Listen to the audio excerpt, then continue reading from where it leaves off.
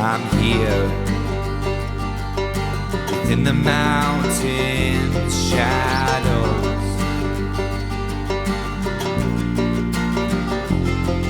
I climb, though I know not how high it goes.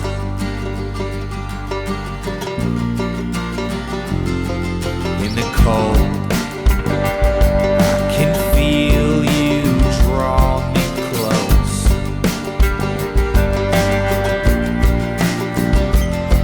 Your love was described to me in perfect prose, was prescribed to me in perfect dose. Within the mountain shadow,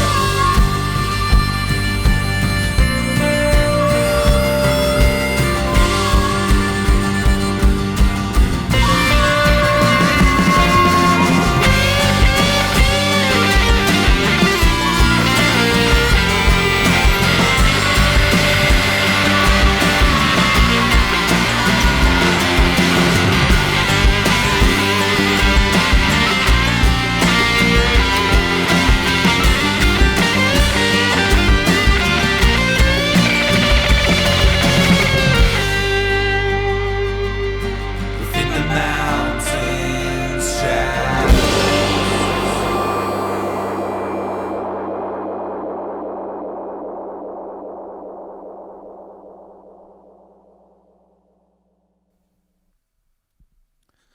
Buenos días, iconos. Soy Al Dick y soy en parte de los equipos de coaches de los icono grupos. Y voy a leer las escrituras mañana.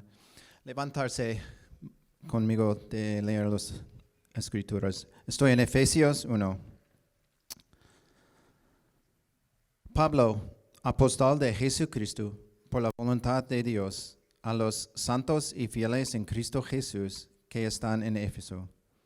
Gracia y paz a vosotros de Dios nuestro Padre y del Señor Jesucristo.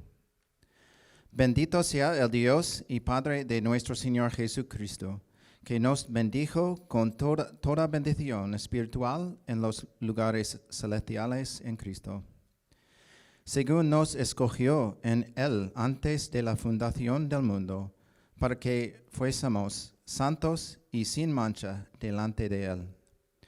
En amor, habiéndonos predestinado para ser adoptados de suyos, por medio de Jesucristo, según el puro afecto de su voluntad, para alabanza de la gloria de su gracia, con la cual nos hizo aceptos en el amado, en quien tenemos redención por su sangre, el perdón de pecados según las riquezas de su gracia, que hizo sobreabundar para con nosotros en toda sabiduría e inteligencia, dándonos a conocer el misterio de su voluntad, según su beneplácito, el cual se había propuesto en sí mismo, de reunir todas las cosas en Cristo, en la dispensación de su cumplimiento de los tiempos, así las que están en los cielos como las que están en la tierra. En Él, asimismo, tuvimos herencia, habiendo sido predestinados conforme al propósito de que hace todas las cosas según el designio de su voluntad, a fin de que seamos para alabanza de su gloria, nosotros los que primeramente esperábamos en Cristo. En Él también vosotros, habiendo oído la palabra de verdad, el evangelio de vuestra salvación, y habiendo creído en Él, fuisteis sellados con el Espíritu Santo de la promesa, que es la arras de nuestra herencia hasta la redención de la posesión adquirida para alabanza de su gloria. Amén. Muchas gracias. Podéis sentaros. Muy bien. Las escrituras, la palabra. Levanta tu Biblia si la tienes contigo. Eso es. Estamos batiendo récord, creo. Me encanta empezar el 2023. Sí, podemos aplaudir a esto. Esto sí que es algo que se puede aplaudir. Eso es. Alguien dijo, eso es. ¿Qué? Eso es lo que hacemos ahora. Abrimos las Escrituras ¿para qué? Para conocer el camino de Jesús, pero hacemos algo más. Abrimos nuestra mente y nuestro corazón para ser transformados. No me cansaré de repetirlo. No es la información lo que necesitamos, es la transformación. Y es lo que vino a hacer Cristo, lo que vino a hacer Jesús y lo que hace su Espíritu en nosotros. Así que eso es a donde quiero llevarnos. Para los que no nos conocemos, me llamo Joel, soy pastor aquí en Icono. Y lo que vamos a hacer es empezar hoy una serie nueva de conversaciones en el libro de Efesios. Vamos a recorrer todo el libro de Efesios. Esta serie se llama ¿Y tú quién eres? Y en un ratito vas a quizás entender por qué se llama de esta manera. ¿Y tú quién eres? Pero primero hemos añadido algo más a nuestra liturgia. Liturgia es básicamente el orden de los eventos en la celebración del domingo por la mañana. Y en esta serie hemos incluido la lectura de la palabra y vamos a hacerlo cada domingo. Alguien distinto vendrá y antes de hablar de eso leerá las Escrituras. Así que te animo a que traigas las Escrituras. Es una forma de dar honor al hecho de que tenemos este libro con nosotros, este libro, este mensaje inspirado. Y queremos hacerlo en esta serie mientras leemos juntos el libro de Efesios, así que gracias a Al por haber... No es fácil cuando tu idioma es distinto. Me encanta el acento, ¿sí o no? Cuando yo vivía en Estados Unidos y trabajaba en una iglesia de Estados Unidos y me pedían que hablase en público y estabas haciendo lo mejor que podías, pero detrás de tu cabeza estabas diciendo, están pensando más en mi acento que en lo que estoy leyendo. Y me encanta que se tenga el valor de salir aquí y leerlo y poder servirnos juntos. Eso lo vamos a hacer todas las semanas. Un par de cosas. ¿Por qué lo vamos a hacer? Recuerda algo, quizás en Icono habrá muchas cosas que hagamos o no hagamos, pero una de las cosas que tratamos de hacer es siempre hacemos esto. Antes del qué, el por qué. Repítelo conmigo. Antes del qué, el por qué. Ok, 1, 2 y 3. Antes del qué, el por qué. Eso tiene que ser una ley de vida para todos, ¿ok? Da igual en liderazgo, en familia, en cultura. Antes de qué, el por qué. Es algo que comparto con nuestro equipo de liderazgo. Y es que muchas veces, antes incluso del qué, tienes que saber el por qué estás haciendo lo que vas a hacer. Y en Icono una de las cosas que tratamos de hacer es siempre, o por lo menos trato de hacer en mi cabeza, es de por qué hacemos lo que hacemos. ¿Por qué cantamos todos los domingos aquí? ¿Por qué, celebramos la Santa Cena? ¿Por qué lo hacemos en este orden? ¿Por qué por ejemplo, un ejemplo, ¿por qué la Santa Cena, el pan y el vino, está en el centro de la reunión? Está justo a la mitad. Bueno, a veces hablo demasiado y se corre un poco al principio, pero en principio la idea es que esté en el centro de la reunión. ¿Por qué? Lidia lo dijo claramente, porque todo es importante lo que hacemos, pero la Eucaristía, Santa Cena, la mesa es el centro de lo que queremos hacer. Lo vamos a hacer todos los domingos y va a ser nuestro centro, y si no podemos cantar, no cantaremos, si no podremos hacer otras cosas, no las haremos, pero la Santa Cena estará ahí. ¿Por qué? Porque Jesús mismo nos dijo que cada vez que nos juntemos vamos a recordar quién es Él. Eso es lo que necesitamos hacer. Y lo mismo tiene que ver con otras cosas, por ejemplo, la lectura de las Escrituras. ¿Por qué? Yo no sé cuánto lo sabéis, pero ese ritmo que acabamos de hacer ahora de leer primero la Escritura y después meditar sobre ella, era el ritmo que se seguía en los tiempos de Jesús. Cuando uno entraba a una sinagoga, lo que hacía era alguien leía las Escrituras, o a veces la misma persona leía las Escrituras y después meditaba sobre ellas. Y es una forma de traer de vuelta esa práctica.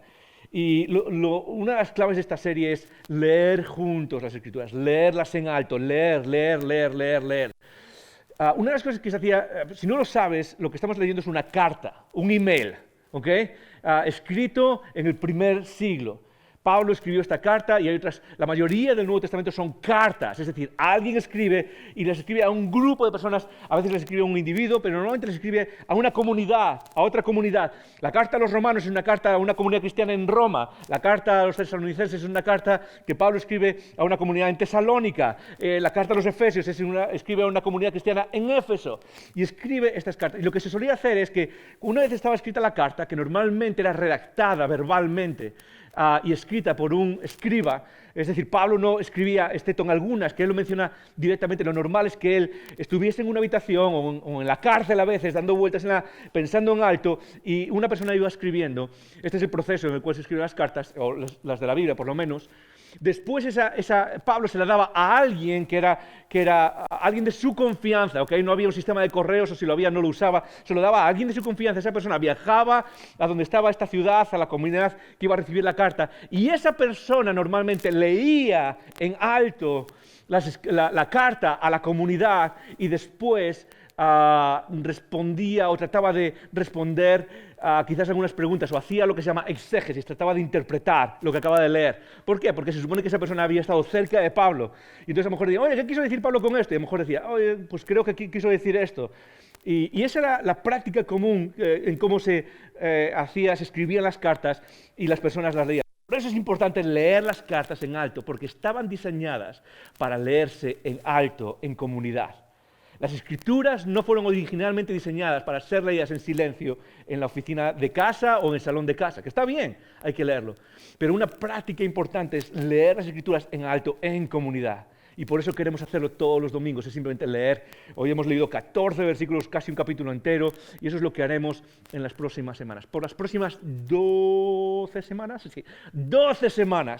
estaremos explorando el mensaje de Efesios. Y hay una idea que recorre todo esto. No es que vayamos a hablar de eso todos los domingos, pero hay una idea que es como que atraviesa todos los capítulos y todo el texto que vamos a hablar, y es la idea de identidad. Di conmigo, 1, 2 y 3. Identidad. Otra vez, dilo más alto. Identidad. Ok, igual que empezamos con más Biblias en el 2022, vamos a empezar hablando más alto, ¿ok? Venga, 1, 2 y 3. Identidad. Esa es la idea. Eso es lo que creemos que está en el fondo de lo que Pablo escribe en Efesios, y creo de verdad que va a ser una serie que a mí me ha estado hablando mientras la estoy preparando, y creo que nos va a hablar a muchos de nosotros por muchas razones. Es una carta increíble, con demasiadas cosas, y va a ser imposible recorrer todo lo que hemos leído hoy, cada texto, cada versículo, cada palabra, cada frase, y no es el propósito de hacerlo, porque si no estaríamos aquí hasta las 10 de la noche, pero quiero avisarte de algo, ¿ok? Y sé que nos va a meter miedo, pero las conversaciones de esta serie van a ser largas, ¿ok? Largas como aguantar la respiración debajo del agua, ¿ok? Van a ser largas, hay mucho que hablar, y no lo hacemos sin pedir disculpas, ¿ok? Sí, no es que vayamos a estar aquí hasta después de comer ni nada por el estilo, pero es parte de lo que necesitamos hacer, es explorar lo que está diciendo y que puedas irte a casa con el mensaje listo para masticar, para tener esa conversación que tienes contigo mismo. Y hay demasiadas cosas, así que vamos a lanzarlo. Vamos a hablar de identidad. Eso es lo que está manejando Pablo. Efesios es una carta que habla de muchas cosas, pero lo que parece estar de fondo es esta idea de identidad. ¿Qué es la identidad? Es el conjunto de características o la característica que define quién eres, que define lo que eres, que define lo que una cosa es y que lo diferencia y lo pone aparte de otras cosas. Es decir, la identidad de algo es lo que dice qué es y qué no es. Por ejemplo, la identidad de un árbol, ¿qué es? Es el conjunto de características, tiene hojas, es de madera, da fruto o no da fruto, tiene raíces. Es el conjunto de características que hace a algo lo que es, y aparte nos permite diferenciarlo de otras cosas, de todo lo que es. Un árbol no es un zapato, un árbol no es una casa, un árbol no es un perro, es un árbol y tiene una identidad propia. Y esa es quizás una de las cosas que más importan en nuestra vida, más fundamentales en nuestra vida. De hecho, una de las cosas que estaba tratando de hacer esta semana para decir, ok, ¿cómo puedo no sé, poner esta idea delante de nosotros y que intentamos entenderla bien, esta idea de identidad y lo importante que es para nosotros tratar de responder la pregunta ¿quiénes somos? Y la conclusión a la que llega es que no necesitamos hacerlo, no necesito pasar mucho tiempo poniéndonos delante la idea de que tu identidad, mi identidad es algo tremendamente importante y está en juego. Porque en el mundo en el que vivimos, y puedes verlo a todo nuestro alrededor, todo lo que se maneja es un lenguaje de identidad. Es decir, el mundo a tu alrededor, el mundo a mi alrededor, jóvenes, los que estáis en el instituto, quédate un segundo conmigo, universitarios, sobre todo en estas edades tan difíciles, que estamos en contextos en los que en esas edades estamos tratando de responder a la pregunta ¿quiénes somos? ¿Sí? ¿Quién soy? ¿Qué hago en este mundo? ¿Quién soy? Quédate conmigo porque eso es parte de lo que vamos a tratar de responder, pero todo el mundo a nuestro alrededor está tratando de hacer lo mismo. Hoy en día se habla más que nunca de identidad. ¿Por qué? Porque sabemos que es algo fundamental. Sabemos que es la lucha fundamental debajo de todas las luchas y que el diablo lo sabe y que el mal lo sabe, que es tratar de ganar esa idea de identidad. Y no solo decirte qué es lo que eres aparte de Dios, sino tratar de destruir esta idea de identidad. Hoy en día la identidad está en política, política de identidad. Hay un término que está en el frente de la conversación, se llama política de identidad. Y que es tratar de definir qué es lo que somos y qué es lo que no somos, qué es lo que decimos o qué es lo que no decimos. Y tratar de romper esa idea es lo que en muchos de los casos está debajo de todas las demás preguntas que nos hacemos y de los conflictos en nuestra vida. Si me preguntas, si me fuera a decir, Joel, ¿cuál es la raíz del problema? ¿A dónde nos llevó el pecado? Nos llevó a la pregunta, ¿quién soy? Y desde Génesis capítulo 3, donde Adán y Eva se apartan de Dios y toda la humanidad vive apartada de Dios, lo que hemos hecho como humanidad y lo que haces constantemente, lo que yo hago constantemente, en todo lo que hago, está dirigido a tratar de entender qué hago, quién soy, quién soy, quién soy. Y parece que somos la única especie en este mundo, piénsalo si no, que nos preguntamos quiénes somos. No he leído ningún estudio, me gusta leer estudios, para los que no me conocéis, he estudiado, llevo toda mi vida estudiando, me encanta estudiar, grado en teología, máster en filosofía, terminando mi carrera en psicología ahora. No he leído ningún estudio sobre una vaca preguntándose quién es. Jamás he leído un estudio de una ardilla meditando acerca de qué está haciendo en este mundo. Y sin embargo los humanos es lo que hacemos constantemente. Pero eso tiene implicaciones más grandes. Tiene implicaciones también en cuanto a qué es lo que hacemos. Una de las preguntas que muchas veces barajamos, sobre todo en el cristianismo, es ¿qué es lo que debemos hacer? ¿Qué está bien y qué está mal? Por un lado la moralidad, pero otro es ¿qué hago con mi vida? ¿Qué es lo que debo hacer? Y esa pregunta, muchas veces tratamos de responderla a sí misma, es como esto está bien, esto está mal, pero está enraizada en quiénes somos. ¿En cuál es nuestra identidad? ¿Por qué? Porque la acción de algo, y a veces me voy a poner un poco filosófico, os pido que os quedéis conmigo, pero la acción de algo depende de la identidad de algo. La acción de de cualquier objeto, el propósito, a qué está destinado, cuál es su objeto, depende de su esencia. Esa palabra que en los últimos siglos se ha destrozado, primero en las universidades y después en todo lo demás en los medios de comunicación. La idea de esencia que se maneja desde Aristóteles y Platón 500 años antes de Jesús y que ha sido parte de la cultura, que ha sido parte de lo que forja quienes somos, esa idea de esencia. ¿Qué es algo? ¿Qué es un zapato? Un zapato es lo que llevo en mis pies y tiene un propósito específico. ¿Algunas veces has visto a alguien ponerse un zapato en las orejas? No, sería idiota. ¿Por qué? Porque el propósito del zapato es estar en los pies. ¿Por qué? Porque esa es la identidad del zapato y la acción del zapato es cubrir nuestros pies. La identidad de algo determina la acción de algo, la dirección propia de ese algo para vivir. Como seres humanos es exactamente igual. Uno de los debates que tenemos en nuestra vida es ¿qué hago y qué no hago? ¿Y qué está bien y qué está mal? Pero la pregunta más fundamental es ¿quién eres? Por eso Pablo, el apóstol, dedica tanto tiempo, dedica páginas y páginas y páginas a recordarte quién eres, sobre todo aquellos que seguimos a Jesús. Nos está recordando, recuerda quién eres en todo eso. Y eso es lo que va a hacer en esta carta. Y hay dos formas en las que podemos forjar nuestra identidad o asentar nuestra identidad o tratar de responder esa identidad. Dos formas, hay más seguramente, ¿ok? No he tenido demasiado tiempo para meditar sobre esto, pero mis meditaciones sobre esto he pensado que hay por lo menos dos formas de hacerlo. La primera es por comparación. Por comparación. Cada vez somos más independientes, pero cada vez nos comparamos más con lo que vemos a nuestro alrededor y cada vez nos pesa más qué es lo que dicen los demás sobre nosotros. Es un juego de comparación. Lo hacemos constantemente. Es cuando entramos en una sala y hay mucha gente. De hecho, hay estudios que muestran que nuestros pensamientos, nuestro cerebro lo primero que hace es tratar de evaluar cómo van vestidos los demás y voy apropiado, ¿sí o no? ¿Alguna vez te lo has preguntado? Entras en un teatro y ves a todo el mundo, tú vas en chándal y ves a todos los demás vestidos como de gala y es como, ok, aquí hay un problema, ¿sí o no? Lo hacemos constantemente, se llama pensamiento, esquemas en el pensamiento, guiones en el pensamiento que determinan un poco cómo nos comparamos y cómo actuamos con los demás. Y en cultura pasa exactamente igual. Nuestra cultura es la cultura española y vivimos sencillamente porque nos comparamos con otros españoles, pero en cuanto sales a otro sitio, ¿qué es lo que pasa? Eso se rompe y empiezas a compararte con otras cosas y tus hábitos cambian, tu sentido de identidad cambia. Es decir, lo más normal es asentar nuestra identidad por comparación. Constantemente estamos evaluando. Al final, por ejemplo, piensa en el sentido de dinero, en el sentido económico, en el sentido de cuánto tienes, ¿ok? Muchos de nosotros, de manera absoluta, tenemos quizás lo que necesitamos, pero nos sentimos mal, ¿por qué? Porque el vecino tiene más. ¿Sí o no? Es decir, estamos comparando y tú vas con tu coche y tu coche está genial y a mí me pasa, me gustan los coches. Los que me conocéis sabéis que me encanta la mecánica, los coches y las motos y a veces voy con mi coche y gracias a Dios, tengo la bendición de tener un coche decente, normal, un coche que está bien y a veces voy y de repente veo pasar otro y es como, ok, wow, y ese coche, ojalá, ¿quién pudiese tenerlo? Igual, es increíble. Porque estamos constantemente comparando nuestra identidad, nuestro sentido de cuánto lo valoramos a nosotros mismos en nuestra identidad viene por comparación. Pero hay otra forma de hacerlo. Hay otra forma de asentar nuestra identidad y es por autoridad. Por comparación o por autoridad.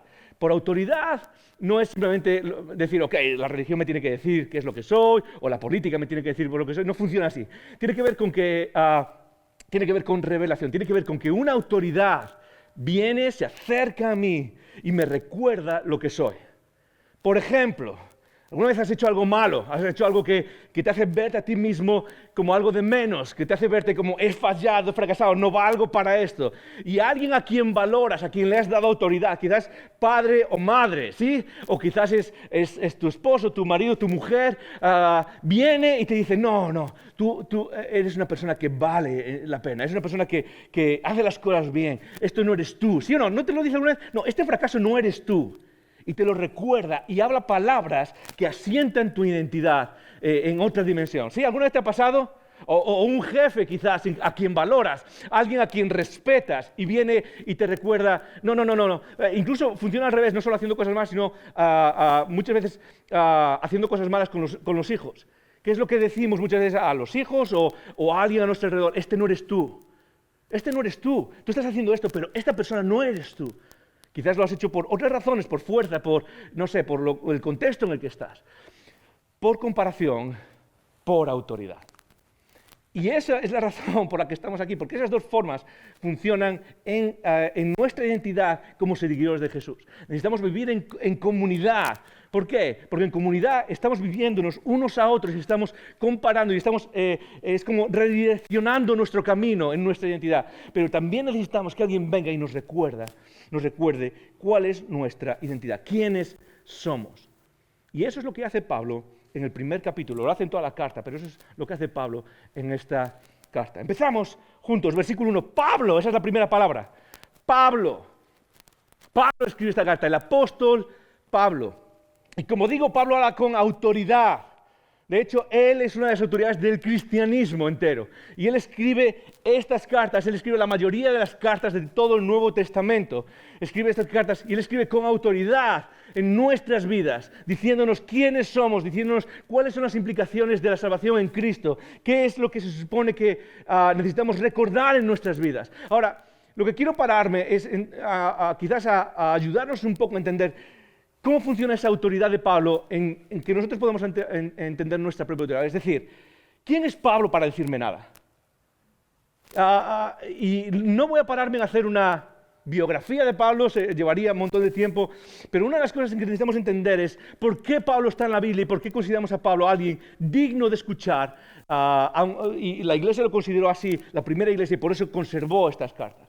Pablo es una persona increíble. Nació aproximadamente en el año 5 después de Cristo y llegó a la conversión, o llegó a Jesús por una experiencia que se nos narra en el libro de Hechos, una experiencia directa, una visión de Cristo cuando estaba persiguiendo a los cristianos.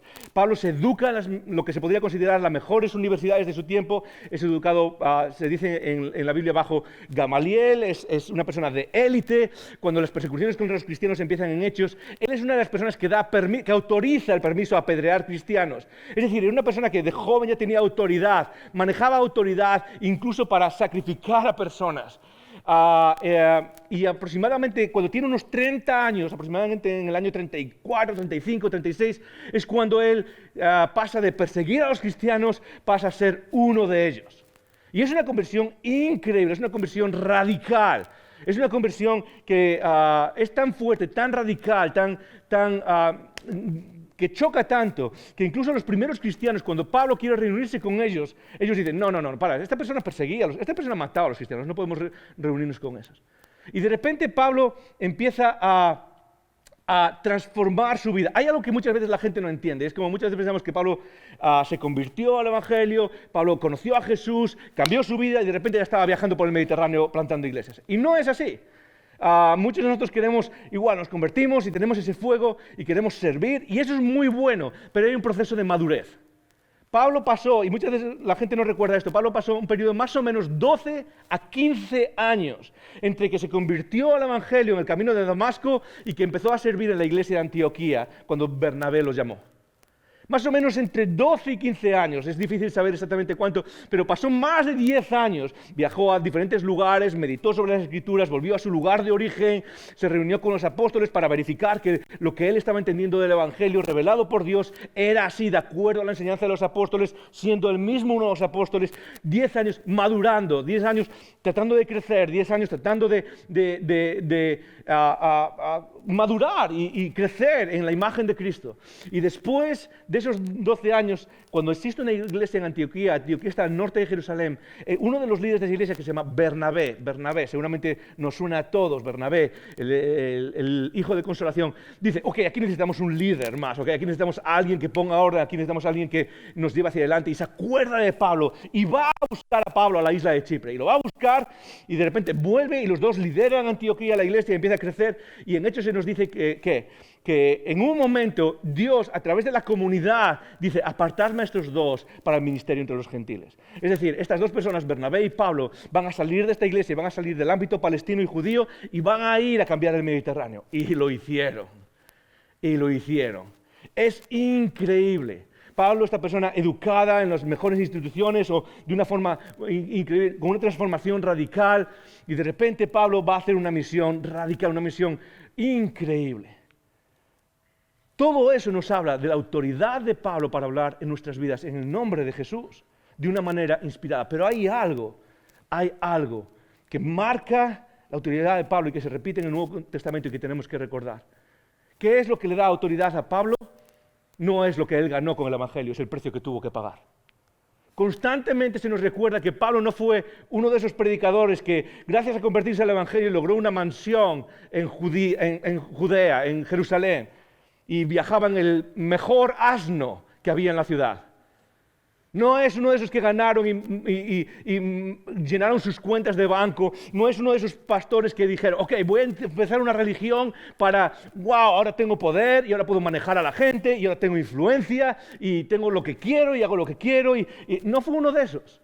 Constantemente se nos dice que Pablo, ¿qué? Sufrió las consecuencias de vivir su fe. Constantemente vivió en la carretera, abandonado. Nos dice cuando le escribe a 2 Timoteo, la carta a 2 Timoteo, Pablo repite 5 veces cómo todo el mundo lo ha abandonado.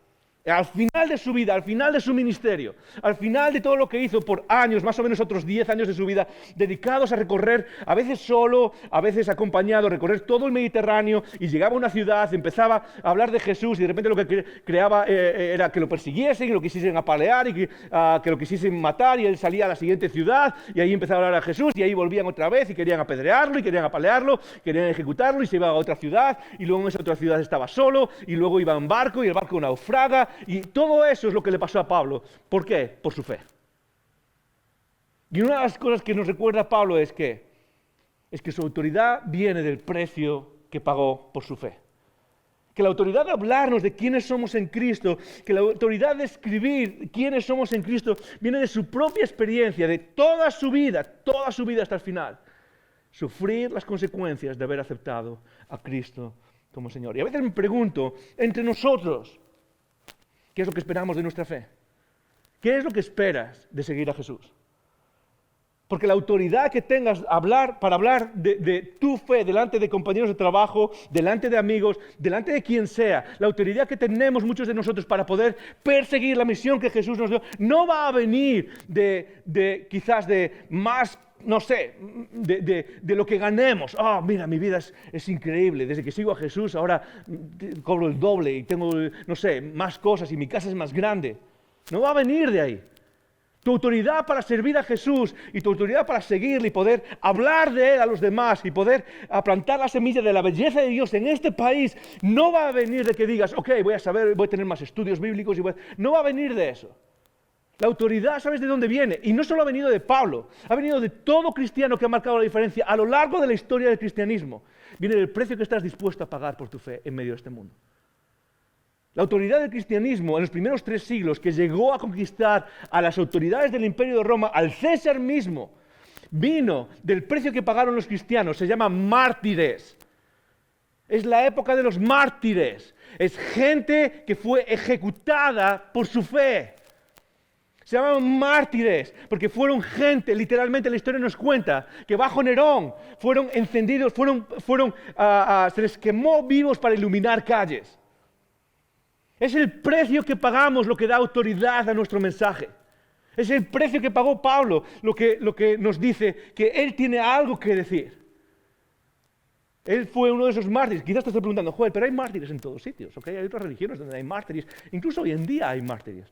Pero hay una diferencia entre los mártires del cristianismo original, en los mártires que empezaron el cristianismo y muchos de los mártires que vienen con filosofía, mártires de filosofías en el mundo, mártires de políticas, de uno y de otro lado, mártires de otra religión. Y la diferencia, una de esas diferencias es que en los mártires de muchas religiones son mártires para conseguir algo, ¿sí o no? La idea es que tú sacrificas a ti mismo para conseguir algo después, consigues algo mejor después. Los mártires en el cristianismo no se sacrificaron para conseguir algo, se sacrificaron porque alguien se sacrificó por ellos primero. El mártir en el cristianismo no gana nada más. Aquel que asume y paga el precio del sufrimiento del cristianismo no gana nada más. Es interesante que quizás sería una forma de llevarnos adelante, pero piensa en esto. En términos de lo que ganamos del futuro celestial, no hay diferencia entre el que está sentado en una silla y mirando la televisión y apenas vive su fe y aquel que decide sacrificar su vida y aceptar el reto y pagar el precio de su fe en el mundo en el que vivimos. No hay diferencia. Los dos van al cielo, los dos tienen la presencia de Cristo, los dos han sido salvos al 100% por la gracia de Cristo. Pero eso es lo que da autoridad en nuestras vidas. Pablo, apóstol de Jesucristo por la voluntad de Dios. ¿A quién le escribe? A los santos y fieles en Cristo Jesús. Esa es nuestra primera seña de identidad. Somos santos. Somos santos. Di esa palabra conmigo, ¿no? ¿Y 3? Ok, genial, eso fue alto, muy bien, eso fue perfecto. Somos santos. Lo que nos define, la primera cosa que nos define es santos. Pablo repite eso una y otra vez cuando trata de definir a su destinatario, que es lo que está haciendo ahora. Primeros versículos 1 y 2, lo único que está tratando de hacer es definir a quién está escribiendo. Y no define a esas personas ni por lo que hacen, ni por lo que tienen, ni por lo que necesitan hacer, lo define por lo que ya son a través de la sangre de Cristo, y es santos. La palabra santo es algo que se maneja mucho en el mundo de hoy porque viene a través de otras tradiciones cristianas y lo que significa la palabra santidad, la palabra santo en su idioma original es apartado, es distinto, es algo que es único, está apartado del resto de los demás. Un grupo de personas aquí, alguien es apartado, es santificado, es algo hecho distinto, eso es lo que significa santos. Y esa es nuestra primera identidad, es que Cristo a través de su sangre nos ha apartado de este mundo y nos ha hecho distintos en Él. Nos ha hecho santos. Ahora, todos somos santos. En otras tradiciones cristianas se habla de los santos, el San este, San aquel, Santa aquella, y se habla de diferentes santos. Y es como que el santo es alguien que es especial dentro de la fe. Es alguien que ha conseguido ser especial a través de lo que ha hecho. Y eso no existe en el cristianismo bíblico. El cristianismo bíblico lo que nos enseña es que uno no es santo por lo que haya hecho. De repente consigue más méritos y esos santos lo que hacen es poder dar parte de sus méritos a los que están viviendo ahora. No existe eso. En el cristianismo bíblico todos somos santos, no por lo que hagamos, sino por lo que Cristo ha hecho por nosotros. Eso eres tú, eres santo. Una vez que pones tu fe en Cristo, eres santificado, eres hecho distinto, eres apartado para la familia de Dios. Ya no eres parte de este mundo. A los santos, es interesante porque en esa frase mezcla dos palabras que parecen contradictorias. A lo mejor no las encuentras muy contradictorias, pero mezcla santos y Éfeso. A los santos y fieles en Cristo Jesús y que están en Éfeso. Porque por un lado están marcando su identidad local. Sois de esta ciudad, Éfeso. Una ciudad cosmopolita, una ciudad grande, una ciudad muy espiritual, pero muy pagana. Y por otro lado les está diciendo, pero vosotros no sois. Madrid, eres parte de Madrid, has crecido aquí o has venido de otro lugar, pero no somos de aquí. Nuestra identidad no está porque vivamos en Madrid o porque hagamos ciertas cosas en Madrid. Nuestra identidad viene por algo más. Y eso es lo que va a hacer Pablo ahora, lo va a definir. Gracia y paz a vosotros, de Dios nuestro Padre y del Señor Jesucristo. Y ahora lo que va a hacer es empezar con una frase que es tremendamente significativa en el texto. ¿Estás conmigo aún? ¿Sí? ¿Aún estáis despiertos? Genial, vamos a seguir adelante, ¿ok? Dice en el versículo 3, bendito sea el Dios y Padre de nuestro Señor Jesucristo. La primera frase es una frase de adoración. Repítelo conmigo, 1, 2 y 3, adoración. Dilo, 1, 2 y 3. Adoración. La primera frase de Pablo al escribir esta carta es una frase de oración y es una frase llena de emoción. Lo que hay detrás de esta frase es algo así.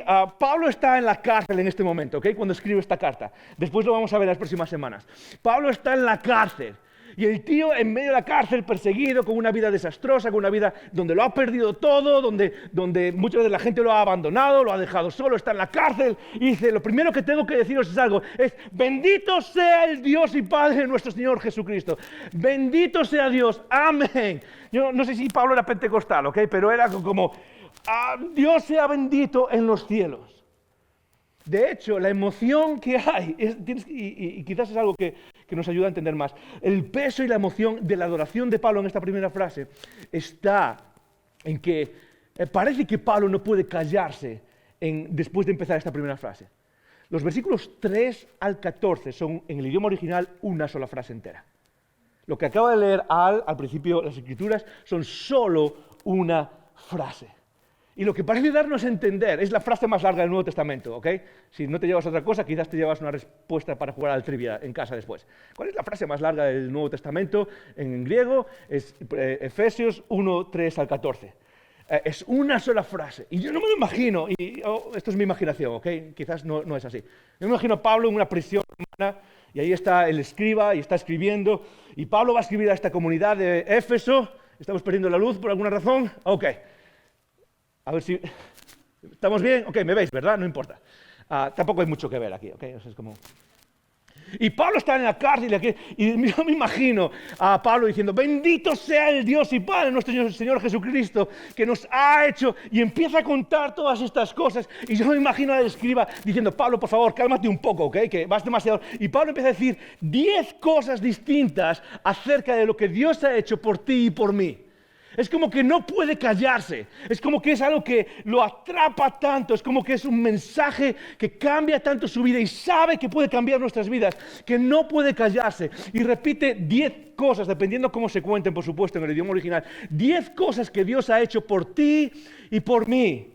Versículo 3. Dice que somos bendecidos, lo acabamos de leer. Versículo 4 dice, según nos escogió, somos escogidos. Versículo 5 dice que somos predestinados, habiéndonos predestinado. ¿Para qué? Para ser, versículos 5 también, para ser adoptados hijos de Dios. Versículos 6, para ser aceptos en quien tenemos, en el versículo 6 nos hizo aceptos en el amado. Versículo 7, en quien tenemos redención, somos redimidos. Versículo 8, equipados en sobremanera, es decir, hizo sobreabundar su gracia en toda sabiduría y conocimiento. Versículo 8. Versículo 9, dándonos a conocer el misterio, es decir, iluminándonos en el misterio divino en la humanidad que vivimos. Y versículo 13, siendo sellados con el Espíritu. 10 cosas distintas, y Pablo parece que no puede callarse, es como que nos está diciendo, bendito sea Dios. ¿Por qué, Pablo? ¿Por qué Dios es bendito? ¿Por qué tenemos que adorarle? ¿Por qué tenemos que explotar en emoción? Y me imagino que la respuesta de Pablo es, no sabes lo que Él ha hecho en tu vida, no sabes quién eres una vez que estás en Cristo. Esa es la expresión que utiliza Pablo, es la frase clave de Efesios, es en Cristo, qué es lo que Él ha ganado para nosotros, cómo Él ha transformado nuestras vidas, qué es lo que Él ha cambiado, cómo Él ha cambiado nuestro futuro eterno. No sabes lo que te espera, no sabes qué es lo que Él ha hecho de ti. 10 cosas.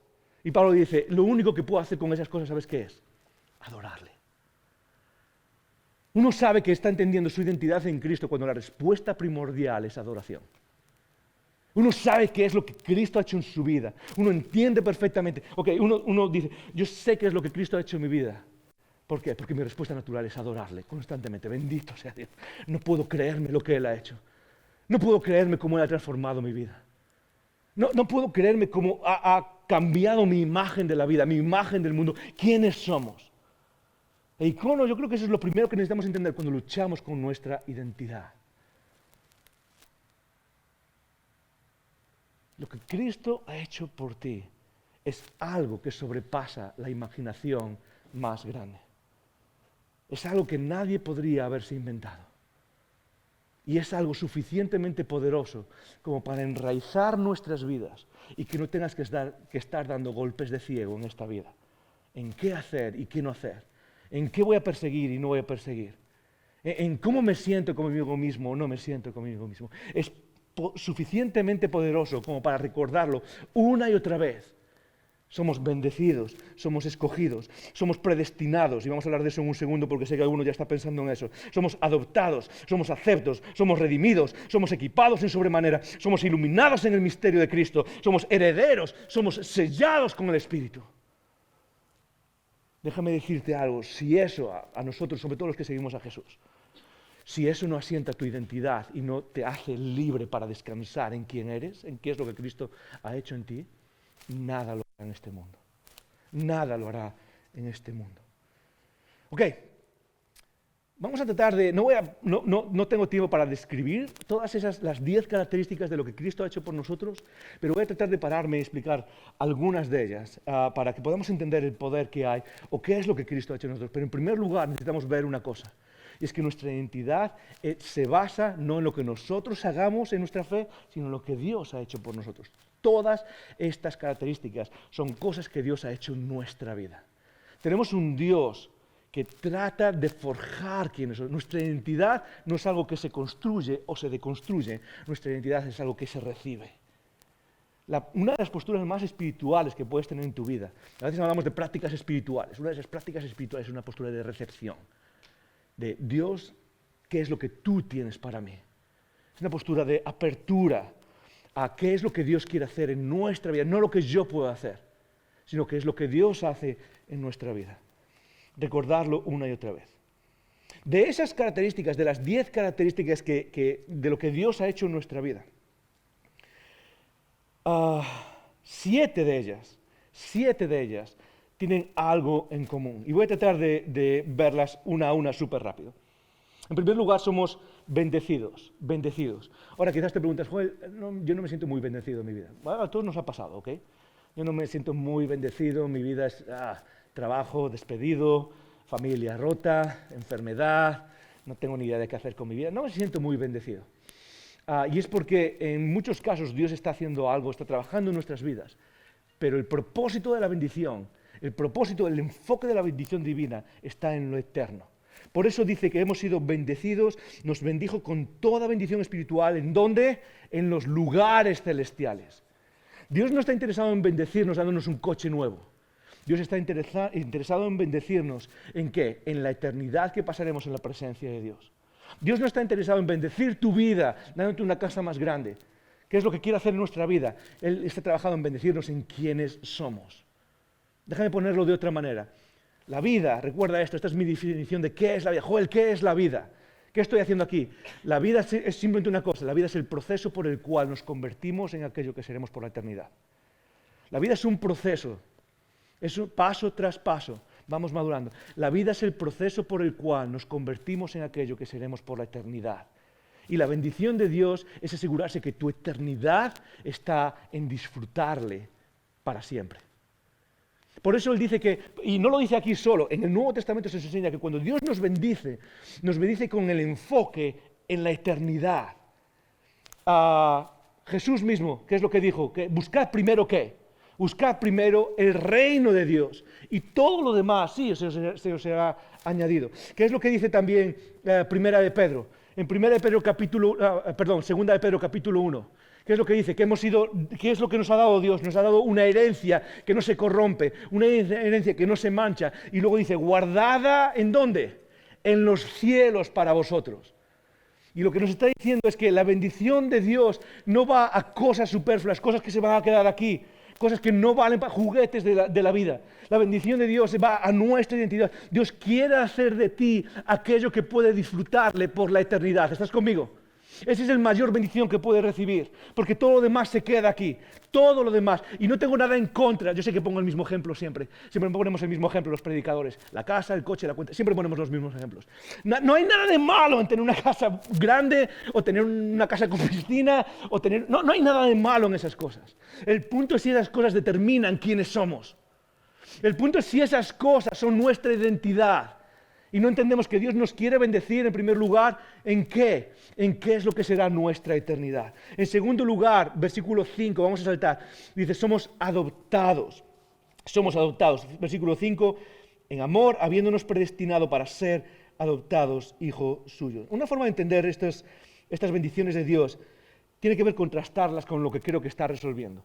Cuando Dios nos adopta, lo que está resolviendo es el sentido de orfandad en la humanidad. La mayoría de nosotros, incluso aquellos que tenemos familias buenas, hay un sentido que los existencialistas franceses del siglo XX sacaron a la luz en nuestra vida, y es el sentido de alienación. Alienación. ¿Estás conmigo? Alienación. Dile conmigo esa palabra. 1, 2 y 3. Alienación. El ser humano vive alienado. ¿Qué quiere decir eso? Que somos extraños en este universo, somos extraños en este mundo. Es como que alguien nos sacó aquí a este teatro que se llama humanidad y no tenemos ni idea de quiénes somos, no tenemos ni idea de qué hacer. Cuando Pablo dice que una de las cosas que Dios hizo es adoptarnos hijos suyos, lo que está diciendo es que Dios ha luchado contra ese sentimiento de orfandad. Yo no sé cómo te has sentido en la vida, cómo te sientes, pero estoy seguro que la mayoría de nosotros en algún momento o en otro hemos parado y nos hemos sentido extraños en esta vida. Nos hemos sentido alienados de este mundo, separados de este mundo. Y lo que Dios ha hecho en Cristo, en ti, en tu vida, es adoptarte para que dejes de vivir como un huérfano. Adoptarte para que seas parte de la familia. En segundo lugar, dice que somos aceptos en el versículo 6. Nos hizo aceptos en el amado. Aceptos.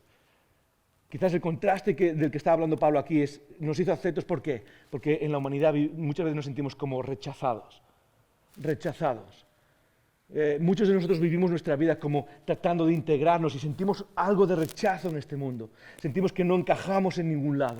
Y lo que Dios dice es, no, tú encajas aquí, eres aceptado en el amado. Versículo 7, en quien tenemos que redención, hemos sido redimidos. La palabra redención significa liberados de una esclavitud. Y lo que está diciendo es que la humanidad vive en estado de pecado, en estado de esclavitud. Tú y yo somos esclavos. En nuestra vida vivimos esclavizados de muchas cosas que voy a mencionar en un segundo. ¿Cuál es el antídoto de Dios para tu vida de eso? Es muy fácil, es la redención. Dios te ha hecho libre de la esclavitud al mundo. No necesitas comprar eso que no sueltas de tu mente. Yo sé cómo a veces nos pasa, ¿sí o no? ¿Cuántos de vosotros tenéis una pestaña en el Google Chrome abierta en Amazon de algo que queréis comprar y no sabéis si podéis comprar, pero ahí está abierta, ¿sí o no? ¿Cuántos lo tenéis? Muchos de nosotros, ¿ok? No nos levantamos la mano. ¿Sí o no? ¿Cuántos estamos pensando, a ver si puedo tener eso? No somos esclavos más, somos libres. ¿Por qué? Porque Él nos ha redimido. Estoy tratando de correr porque hay algunas cosas que quiero cubrir aquí, pero en cuarto lugar, nos ha redimido, nos ha equipado en sobremanera, dice el versículo 8, hizo sobreabundar la gracia sobre nosotros en toda sabiduría e inteligencia. Esto es súper interesante. ¿Sabes qué quiere decir que hizo sobreabundar su gracia? Quiere decir que cuando Dios nos miró y vio nuestra necesidad de humanos hundidos en el pecado, no nos dio lo mínimo para sacarnos de ahí. Dios no es un Dios que da lo mínimo que necesitas simplemente para ir al cielo. Dios es un Dios que da lo máximo para ser un nuevo ser humano. Dios no está interesado simplemente, no es un Padre Celestial que te mira y te dice, bueno, ok, lo has hecho mal, aquí va lo mínimo y espero que ahora te portes mejor. Es un Dios que está interesado en darnos lo máximo. Puedes pensar en eso, que el ser, si se puede aplicar esa palabra a Dios, porque Dios es algo que va más allá del ser. El ser más supremo, más majestuoso del universo, el ser que ha creado todo, es el ser que quiere dártelo todo. Hay pocas cosas más increíbles en nuestra vida que el ser que ha dado vida a este universo sea el ser que también diga, no soy la clase de ser que te da lo mínimo, voy a caminar contigo para darte lo máximo. De hecho, hace unas semanas hablábamos en una serie que se llama sobre el Espíritu Santo, y una de las cosas que repetía era que Que Dios quiere darte lo máximo. ¿Y qué es lo máximo? Él mismo. Dios quiere darte a sí mismo. Versículo 9, dándonos a conocer el misterio de su voluntad. Versículo 11 dice que asimismo tuvimos herencia. Y versículo 13 dice, y habiendo sido sellados. No voy a pararme mucho en eso, lo podéis leer en casa. ¿Qué es lo que tienen todos estos en común? Muy fácil. Es el lenguaje de familia. Es el lenguaje de familia. La bendición es la bendición que recibes a través de una herencia porque has sido aceptado y esa aceptación te ha llevado a ser adoptado como hijo. Es el lenguaje de familia. Dios nos ve como hijos y nos dice, ¿sabes qué? Tú no eres un extraño, tú no eres alguien que está fuera, no eres alguien que está perdido. Por eso usamos esa palabra. El ser humano está perdido, ¿sí? Decimos los cristianos. ¿Por qué decimos que está perdido? Es porque estamos perdidos en este mundo, en este universo. Y nuestra identidad comienza con una sola cosa, sabiendo que en Cristo ya hemos llegado a casa. Sabiendo que en Cristo la puerta ya está abierta y puedes pasar hasta la cocina y sentarte en la mesa y abrir la alacena y coger el mejor vino, si es que te va el vino, o abrir la nevera y coger una cerveza o una Coca-Cola y sentarte y quitarte los zapatos y relajarte, porque en Cristo ya estás en casa. La mayoría de las cosas que pasan en el ser humano tienen que ver con un sentido de buscar algo que aún no hemos encontrado. U2 lo decía hace años, ¿verdad? Aún no he encontrado aquello que estoy buscando, decía la canción de U2. ¿Qué es lo que está diciendo Pablo en su primera? Es que nuestra identidad es la identidad del Hijo que ya está en casa y que podemos dejar de buscar desesperadamente. Bueno, quizás este es el momento. Yo no conozco los detalles quizás de la vida de todos los que estamos aquí, pero quizás este es el momento en el que puedes dejar de buscar desesperadamente. Todas las identidades humanas se desvanecen, se mueren, se van. Pero la identidad divina es una identidad eterna. Terminando, y para terminar voy a tratar de explicar qué es la predestinación, no te preocupes, voy a mojarme. Pero antes quiero leerte algo que leí hace años, uno de mis textos favoritos, no es cristiano, pero creo que refleja parte de lo que estamos hablando. Es un discurso de graduación en una universidad norteamericana.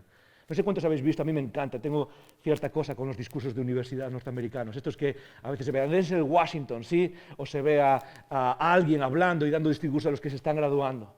En el 2005 hubo una persona que dio un discurso llamado David Foster Wallace. ¿Cuántos conocéis a David Foster Wallace? ¿Alguien me suena? Ok, tenemos aquí una lectora de verdad, alguien que lee.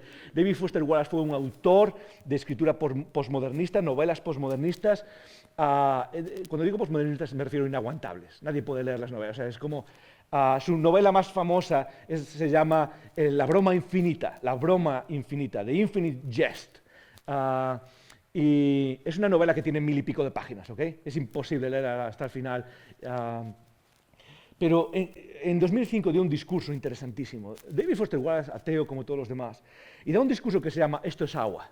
Y lo llama Esto es agua, podéis bajarlo en PDF en internet. Lo llama Esto es agua porque él habla, en su primer párrafo en la introducción, habla de 2 peces, es una ilustración, y habla de 2 peces que son mayores y son jóvenes y van como por la acera del mar, ¿no? Y de repente viene un pez más mayor de vuelta, y ese pez más mayor, con más sabiduría, lo que les dice es: hey chicos, ¿qué tal está el agua hoy? Y los peces siguen hablando y van caminando, y de repente se paran y uno le dice al otro: ¿qué es agua? Y todo el discurso tiene que ver con perdernos a veces en la vida lo que es obvio, perdernos la realidad de la vida, la rutina que se esconde a nuestro alrededor. Pero en uno de los párrafos dice esto, y voy a tratar de leer, es un poco largo, pero quédate conmigo, ¿ok? Dice esto: porque aquí hay una verdad, hay algo que es raro, pero es verdad, dice él también. Dice, en las trincheras del día a día de la vida adulta no existe nada como el ateísmo. No existe tal cosa como el no adorar. Todo el mundo adora. La única elección que tenemos es qué adorar. Y una razón convincente para quizás escoger algún tipo de Dios o algún tipo de cosa espiritual que adorar, sea Jesucristo, Alá, Yahvé y menciona otras, es que cualquier otra cosa que elijas adorar te devorará vivo. Si adoras el dinero y las cosas, si es en el dinero y en las cosas en los que buscas el significado de la vida, tarde o temprano sentirás que no tienes suficiente. Es la verdad. Si adoras tu cuerpo y la belleza y el atractivo sexual que tienes, siempre te sentirás feo. Y cuando el tiempo y la edad empiecen a aparecer, morirás 1.000.000 de muertes antes de que finalmente hagan luto sobre ti. En cierto nivel, todos sabemos esto. Se ha codificado en mitos y en proverbios y en clichés y en epigramas y en parábolas. Es el esqueleto, es el esqueleto de toda gran historia.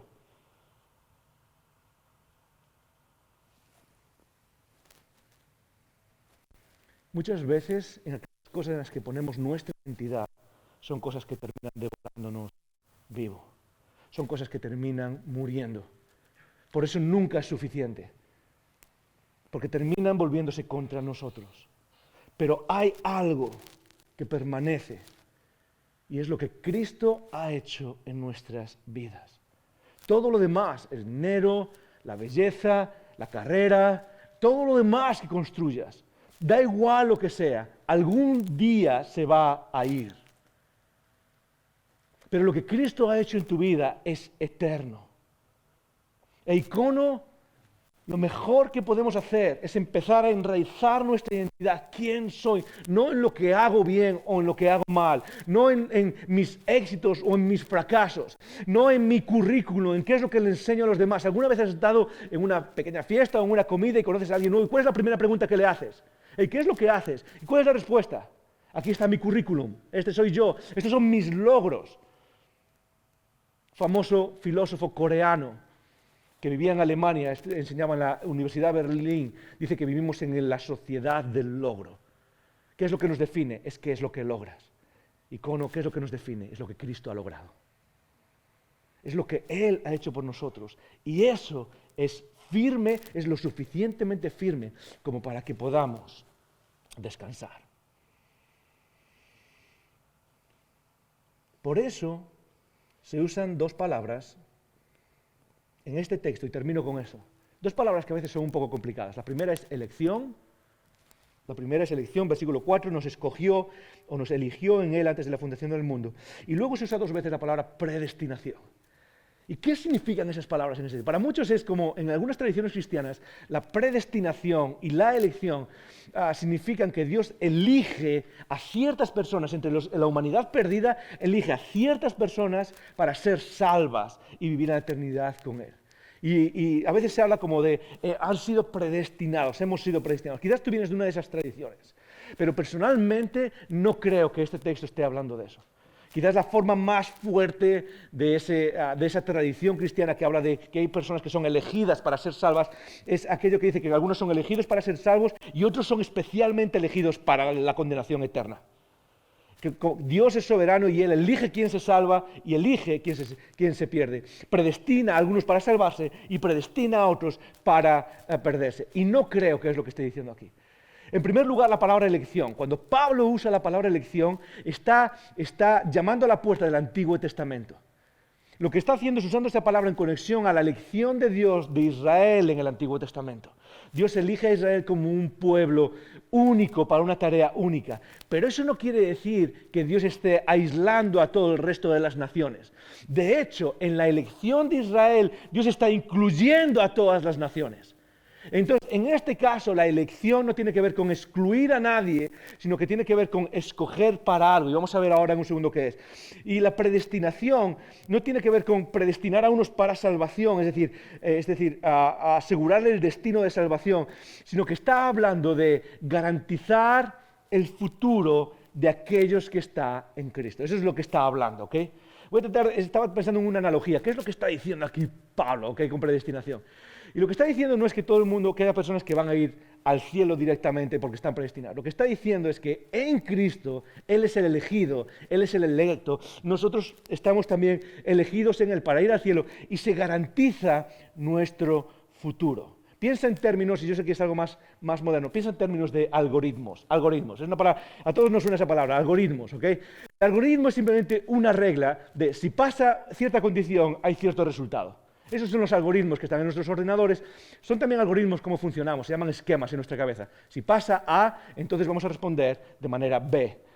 Son esos los algoritmos. Yo creo que cuando Pablo está usando la palabra predestinación, está hablando en términos de algoritmo. Quien está en Cristo está destinado a la eternidad. ¿Por qué creo eso? Vamos a leer la última parte. En él asimismo tuvimos herencia, habiendo sido predestinados, versículo 11, habiendo sido predestinados conforme al propósito del que hace todas las cosas según su voluntad. ¿Y qué es de lo que habla después? ¿Cuál es la siguiente característica que se dice de nosotros? Es que hemos sido sellados por el Espíritu. ¿Y qué se dice que quiere decir que hemos sido sellados por el Espíritu? Por el Espíritu quiere decir que Dios nos ha puesto su sello y no hay nadie que pueda apartarnos de ese sello. No hay nadie que pueda quitar ese sello que dice, eres mío. Nadie puede quitar eso. En otras palabras, quizás una forma de hablar de qué es la predestinación es lo que Pablo escribe en Romanos cuando dice, ni la muerte, ni la vida, ni los principados, ni las potestades, ni lo eterno, ni lo porvenir, nada podrá separarme del amor de Dios que es en Cristo Jesús, Señor nuestro. Nada puede separarnos de ahí. Esa es la predestinación. Eso es lo que significa estar predestinado. Y eso es lo que da seguridad a tu vida y a mi vida. No solo que hemos recibido una identidad como hijos y pertenecemos a la familia y estamos dentro de casa y podemos sentarnos y descansar, sino que eso está asegurado para nosotros. Todo lo demás es incierto. Tu cuenta de banco es incierta. No sabes cómo va a ser mañana. Tu figura física no sabes cómo va a ser mañana. Nada, absolutamente nada es cierto. Pero la identidad que Dios ha puesto en nosotros a través de Cristo está segura para la eternidad. Y eso es lo que nos recuerda Pablo. Escogidos, predestinados, sellados con el Espíritu para una eternidad que nada, ni nadie puede cambiar.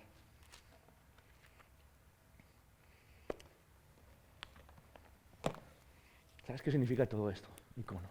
Y quizás por sacar una idea que todos necesitamos. Es que puedes descansar. Puedes descansar. En esta lucha interminable de identidades, de si la identidad es esto y la identidad es aquello, si se construye o se deconstruye, si se rompe o no se rompe, si tengo o no tengo, si soy o no soy. En esta lucha constante que hay, podemos descansar. Ya no necesitamos seguir peleándonos, buscando, porque nada de lo que tengas o dejes de tener va a cambiar quién eres en Cristo Jesús. Podemos descansar. Podemos descansar. Eres aceptado en el amado. ¿Sabes qué? Puedes meter la pata hasta el fondo. Eres aceptado, eres aceptada. Quizás te sientes solo. Un montón de veces me siento solo. Hay un fenómeno que a personas a las que no se les ha amado bien les cuesta sentir amor de los demás. Muchas personas que hemos nacido en familias quizás disfuncionales, nos cuesta a lo largo de la vida aceptar a los demás que nos aman, nos cuesta sentir cómo nos aman los demás. A veces en mi casa, por ejemplo, es como me cuesta un montón sentir el amor que mi mujer tiene por mí, y cómo me cuida, y cómo me ama, y cómo me hace mejor. Y eso hace a veces que sintamos desesperación, busquemos más, demandemos más.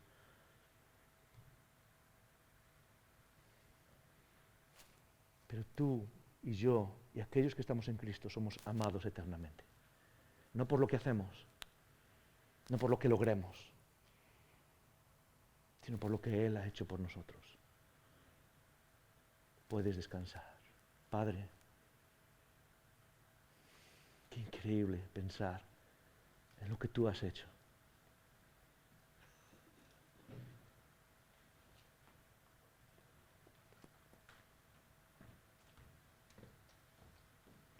Y te adoramos por ello. Te adoramos por lo que tú haces, te adoramos por lo que has hecho en nuestras vidas y has ganado.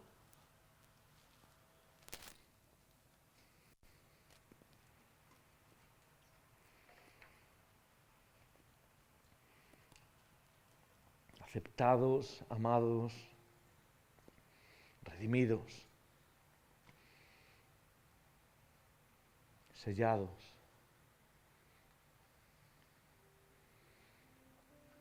Con un futuro en la casa eterna que nadie puede separar de nosotros.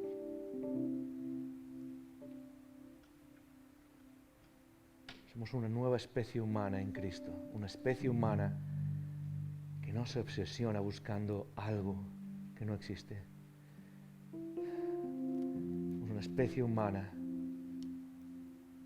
que no necesita dar golpes de ciego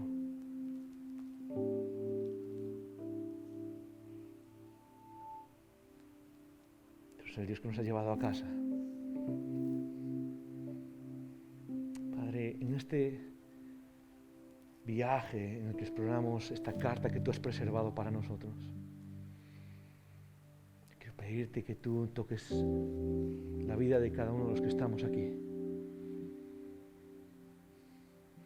Quizás aquellos que, como la mayoría de nosotros, aún siguen preguntándose, ¿quién soy? ¿Qué estoy haciendo aquí?